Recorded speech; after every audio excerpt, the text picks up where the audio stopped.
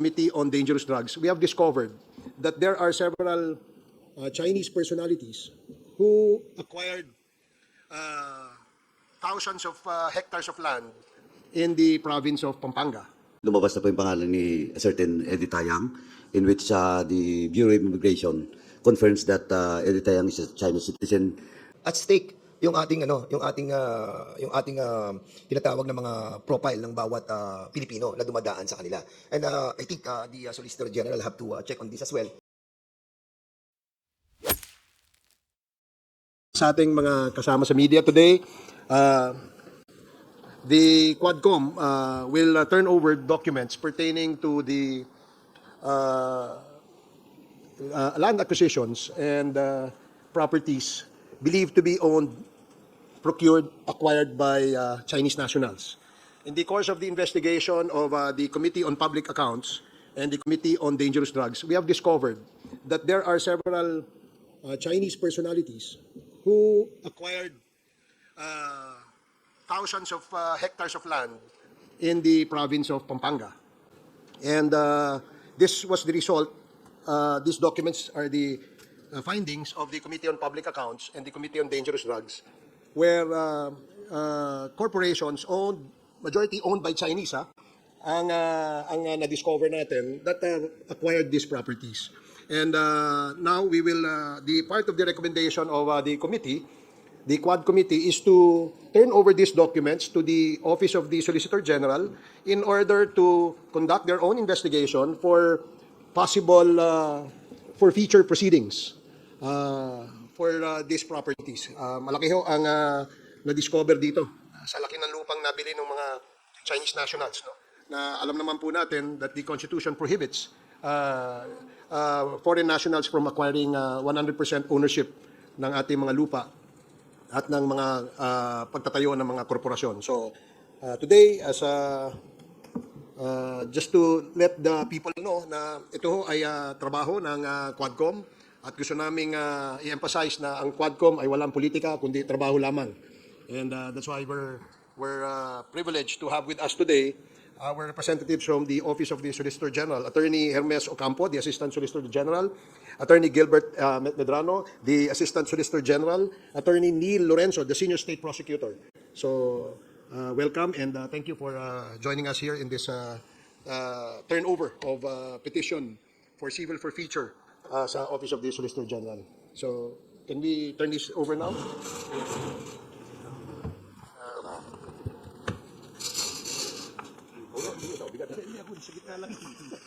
Can you...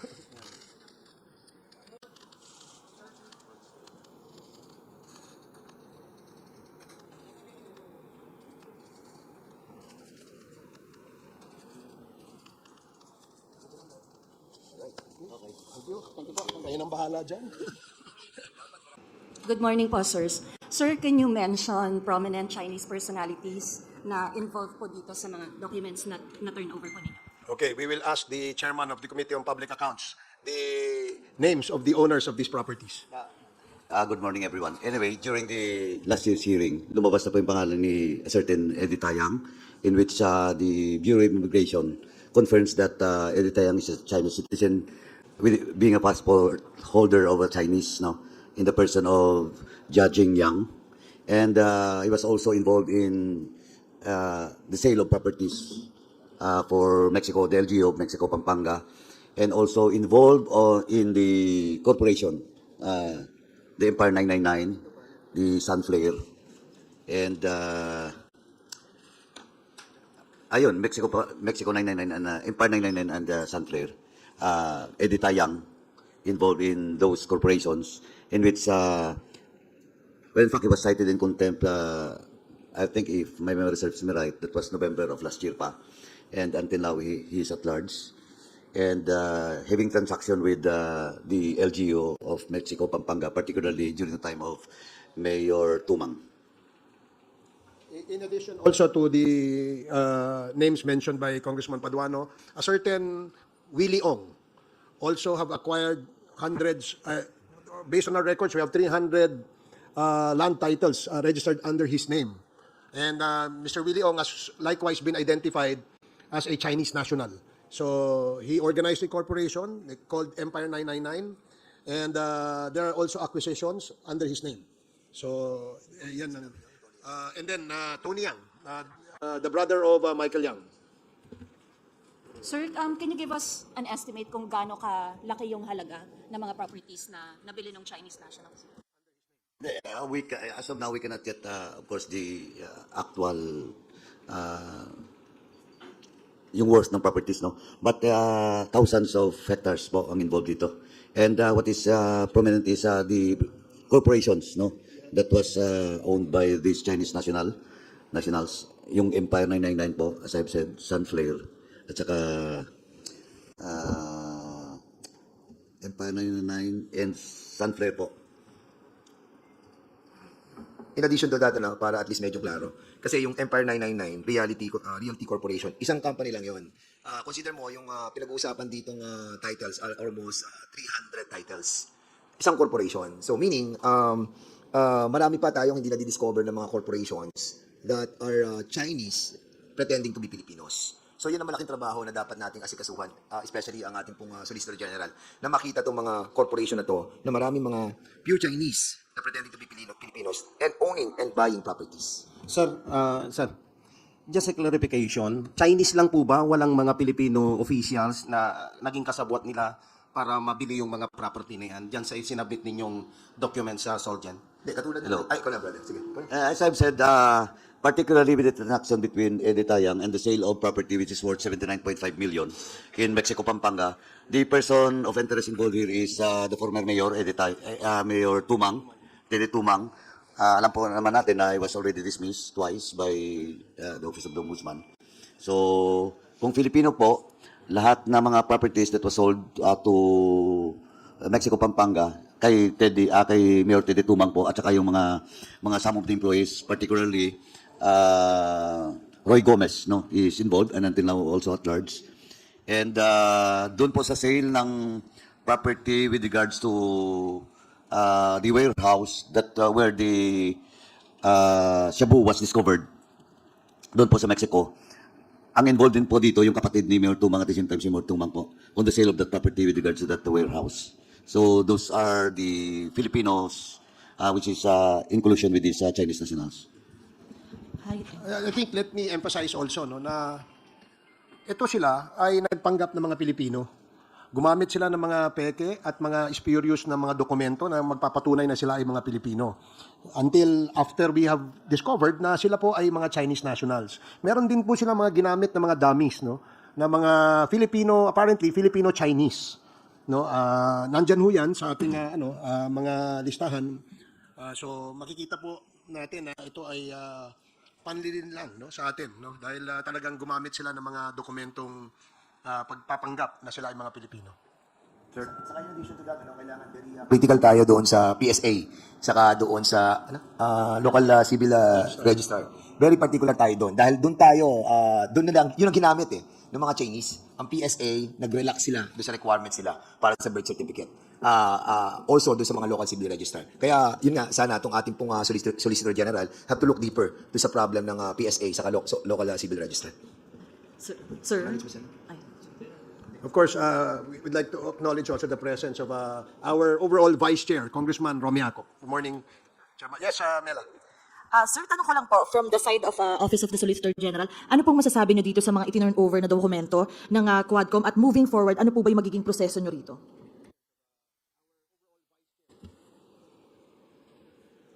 Hindi pa po namin nakikita yung contents ng mga documents turned over to us now, pero may mga listahan po dito sa invitation ng mga honorable chairpersons ng Quadcom. Aaralin po namin to. Pero initially po, ito po kasi yung mga possible na actions that may be filed by the OSG with the coordination of the pertinent government agencies, for example, sa civil forfeiture of the assets acquired of this Chinese through AMLAC, and ito rin for the reversion and or estate proceedings to recover yung mga fraudulently acquired real estate by this Chinese.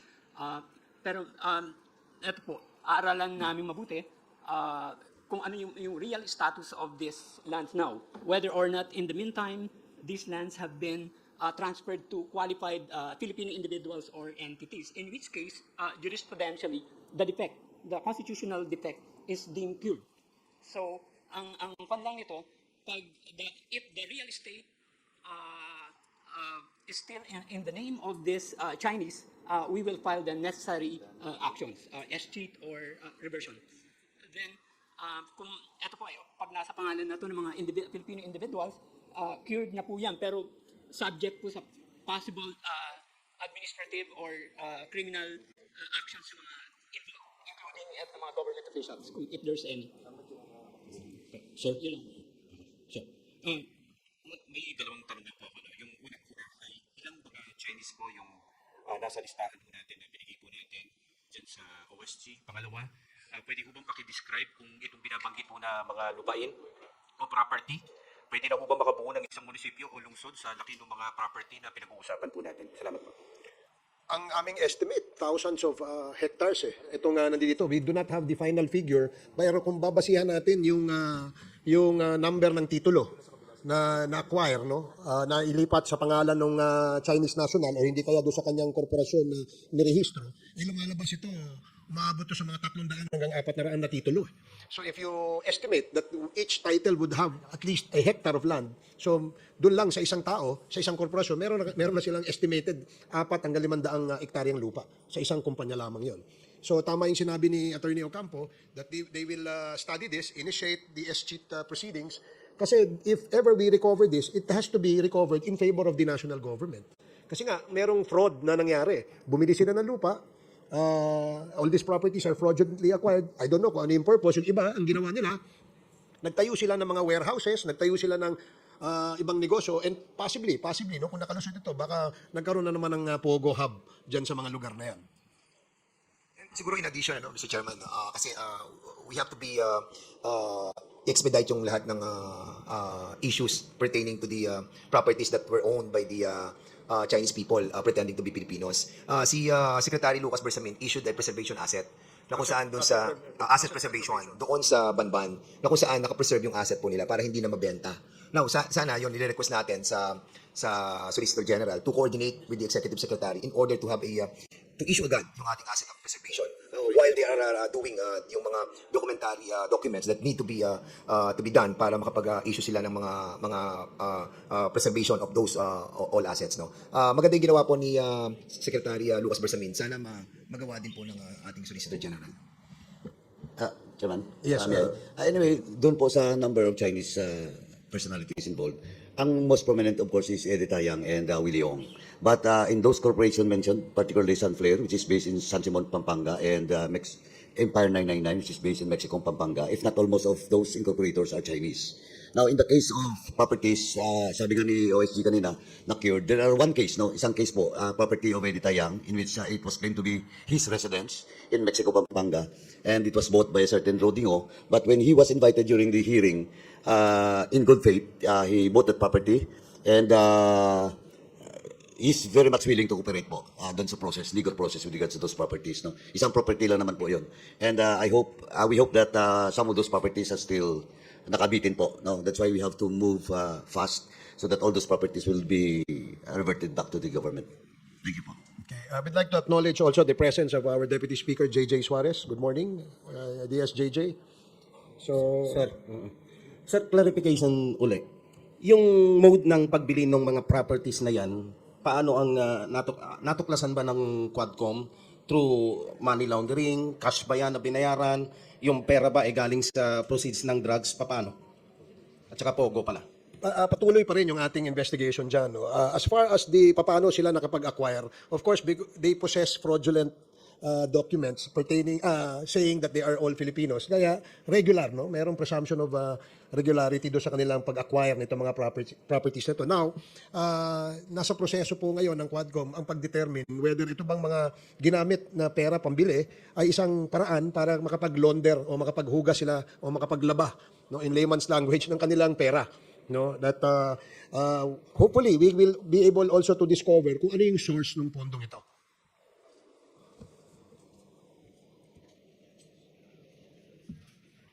Okay. Sir, sorry. Kung tanong ko lang, sakaling magsusulong tayo ng panukalang batas, ano po ba ang nais nating isulong ng Quadcom, especially dito sa pag-acquire ng napakaraming mga land titles ng mga foreigners? And then, ano po ba yung pananagutan ng PSA, lapses, dahil nga nabibigyan kaagad ng mga birth certificate po itong mga banyaga? Thank you. Well, dun sa pag-acquire nila ng property bilang foreigner, nasa constitution po yan. So, hindi na po siguro kailangan gumawa ng batas because there was a clear violation of the provision of the constitution. Pero doon sa PSA, yan po ang aming pinag-aaralan sa ngayon. No? Kailangan maging mahigpit yung requirements para bago sila mag-issue ng certificate of live birth. Lalong-lalo na doon sa mga nag apply under the policy of late registration. Kasi karamihan dito sa mga Chinese na ito ay late registration.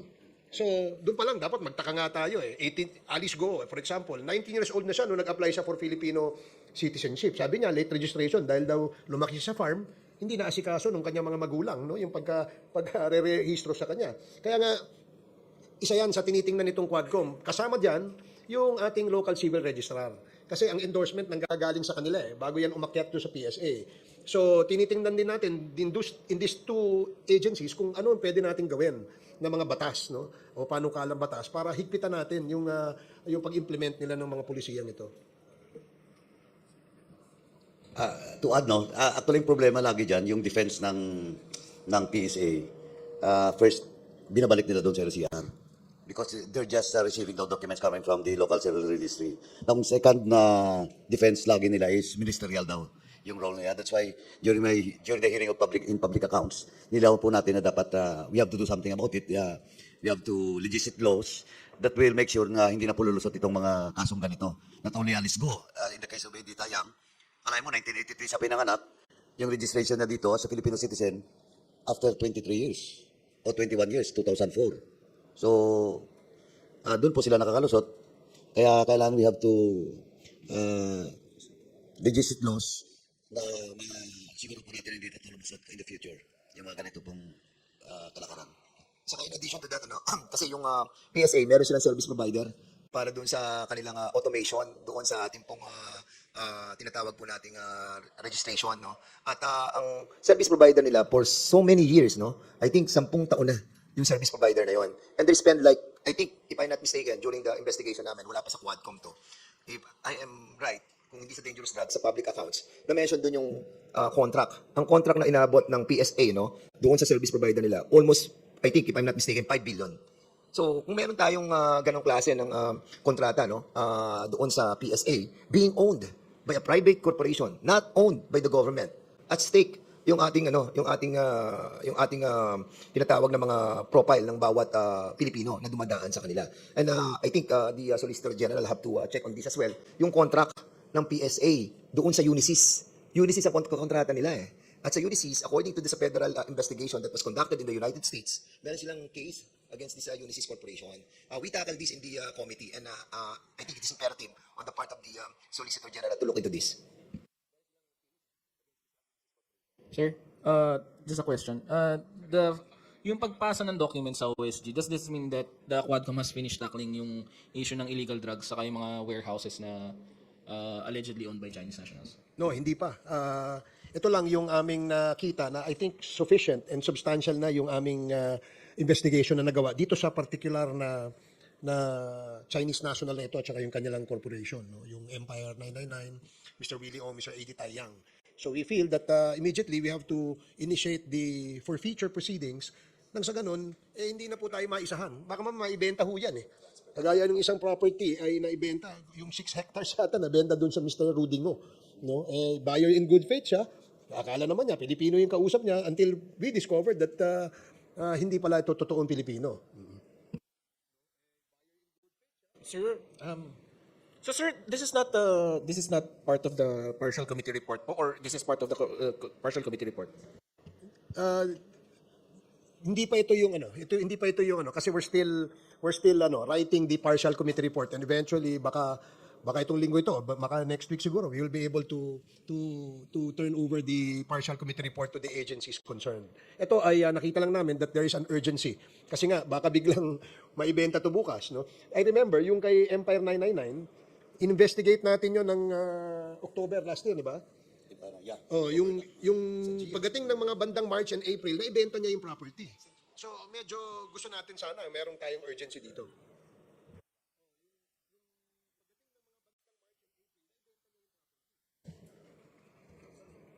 Sir, bukas Quadcom ulit tayo. Confirm ba na dadalaw si dating Pangulong Rodrigo Duterte? Siya, meron. Galing mo, tanong mo, Vic. Kala ko dito lang tayo muna sa property. Sige. Hindi, we already sent out invitations. Nireiterate lamang natin. Kasi nga yung dati, na pinadala natin, kundi ako nagkakamali, during our second or third Quadcom hearing yan, napadala natin yung mga invitation yan, pero walang tugon, walang, that's why we reiterated. Maaring hindi natanggap, maaring, kaya nga, itong invitation na ito, nagpadala tayo ulit. Natanggap po ba? Wala pa kaming feedback. I think we course it through the PNP na may padala ito para mas mabilis. So. Okay.